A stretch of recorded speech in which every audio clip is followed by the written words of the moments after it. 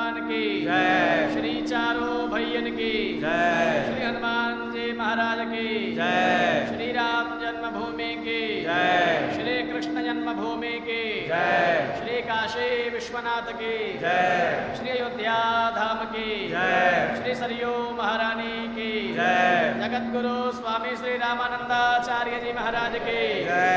ओ स्वामी श्री तुलसीदास जी महाराज की जय। समस्त पूर्वाचार्यों की जय। सर्व संत वैष्णव भगवान की जय। सत्य सनातन धर्म की जय। गौ माता की जय। भारत माता की जय। श्रृंगार आरती की जय जय श्री सीताराम। भय प्रगट कृपाला दीन दयाला कौसल्या हितकारी हरसित महतारी मुनि मनहारी अद्भुत रूप विचारी लोचन अभिरामा तनु घन श्यामा निज आयुध भुज चारी भूषण वनमाला नयन विशाला शोभा सिंधु खरारी कहा दुई कर जोरी स्तुति तोरी केहि विधि करहु अनंता माया गुण ज्ञान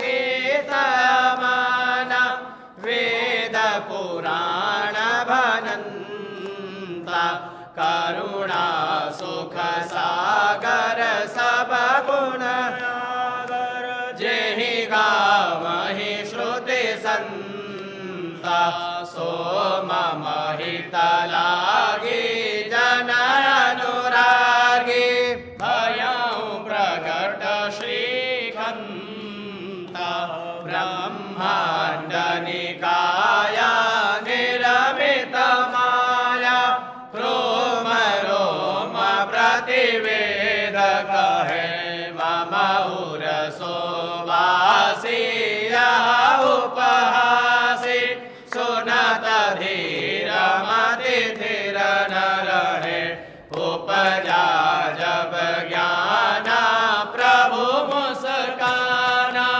चरित बहुत विधि की न चाहे कहीं कथा सुहाई मातु बुझाई यही प्रकार सुत प्रेम लहे माता पुनि बोली सोमति डोली तजहु तात यह रूपा की जैसी सुलीला अति प्रिय शीला यह सुख परमानुपा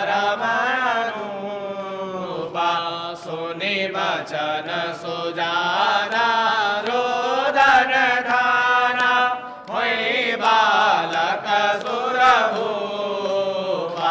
यह चरित जगावहि हरि पद पावहि तेन परहि भवकूपा विप्रधेन सुरसंतहित लीन मनुज अवतार निज इच्छा निरमित तनु माया गुण गोपाल सियावर रामचंद्र की जय श्री अयोध्या राम जी लला की जय श्री पवन सुत हनुमान की जय श्री उमापति महादेव की जय श्री रमापति रामचंद्र की जय श्री वृंदावन कृष्ण बलदाऊ जी की जय बोलो भाई सब संतन की जय जय जय श्री सीताराम।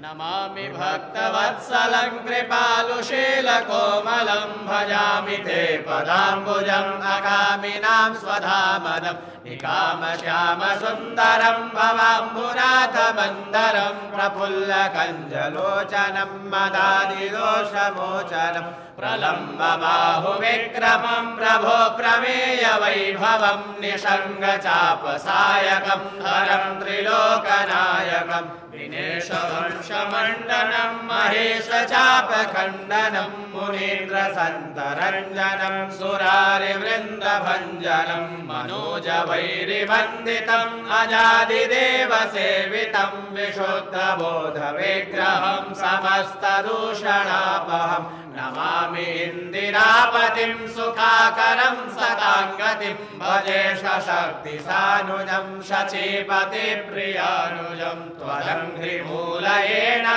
भजन्ति हीनवत्सरः पतन्ति नो भवार्णवे वितर्कवीचिसङ्कुले विविक्तवासिनः सदा भजन्ति मुक्तये मुदा निरस्य इन्द्रियादिकम् प्रयान्ति ते गतिम् स्वकम् तमेकमद्भुतम् प्रभुम् निरीहमीश्वरम् विभुम् जगद्गुरुम् च शाश्वतम् तुरीयमेव केवलम् भजामि भाववल्लभम् कुयोगिनाम् सुदुर्लभम् स्वभक्तकल्पपादपम् समम् सुसेव्यमन्वहम् अनूपरूपभूपतिम् नतोऽहमुर्विजापतिम् प्रसीद मे नमामि ते पदाब्जभक्तिदेहि मे पठन्ति ये स्तवम् इदम् नरादरेण ते पदम् व्रजन्ति नात्र संशयम् त्वदीयभक्तिसंयुताः।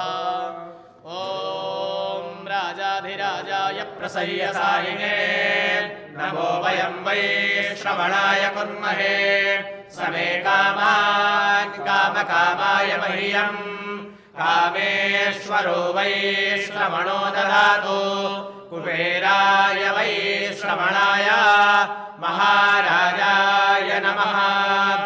ॐ स्वस्ति साम्राज्यम् भोज्यम् स्वाराज्यम् वैराज्यम् पारमेष्ट्यम् राज्यम् महाराज्यमाधिपत्यमयम् समन्तपर्यायै स्यात् सार्वभौमः शार्वायुषान्तादापरार्धात् पृथिव्यै समुद्रपर्यन्ताय एकराजिति तदप्येष श्लोको विगीतो मरुतः परिवेष्टारो मरुत्तस्यावसङ्गृहे आवीक्षितस्य कामप्रेर्विश्वे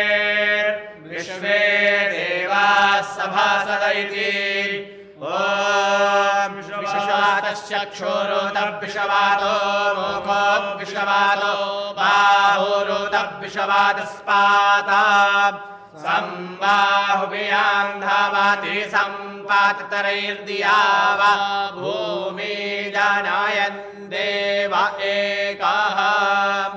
ॐ दाशरथाय विद्महे सीतावल्लभाय धीमहि तन्नो रामः प्रचोदयात्। ॐ नमो भगवते उत्तमश्लोकाय नम आर्यलक्षणशीलव्रताय नम उपशिक्षितात्मन उपासितलोकाय नमः साधुवादनिकषणाय नमो ब्रह्मण्यदेवाय महापुरुषाय महाराजाय नमः। श्रीमद्भगवच्चरणचञ्चरीका मुमुक्षुरुपासकाभिमतानुरूप गुणविभवैश्वर्यशीलाद्यनवधिका अतिशय असंख्य कल्याण गुणगणम् अप्रमेय कृपारत्नाकरम् भगवन्तम् श्रीरामचन्द्रम् शरणमहं प्रपद्ये। ॐ अप्रमेय कृपारत्नाकराय भगवते श्रीरामचन्द्राय नमः। चरणकमलेषु मन्त्रपुष्पाञ्जलिं समर्पयामि नमस्करोमि।